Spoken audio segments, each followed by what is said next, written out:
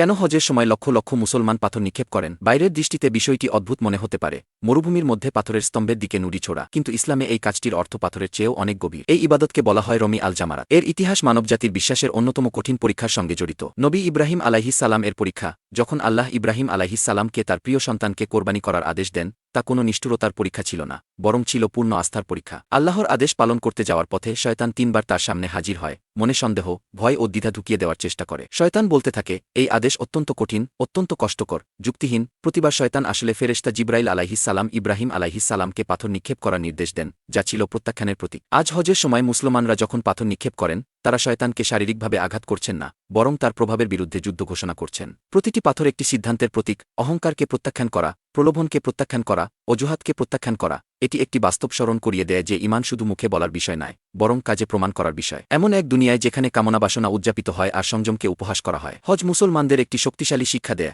আল্লাহর কাছে আত্মসমর্পণ দুর্বলতা নয়, বরং শক্তি। তাই একজন হাজি যখন সেই পাথরগুলো নিক্ষেপ করেন, নীরবে তিনি বলে দেন, আমি আমার কামনার চেয়ে আল্লাহকে বেছে নিই, আমি স্বাচ্ছন্দ্যের চেয়ে আনুগত্যকে বেছে নিই।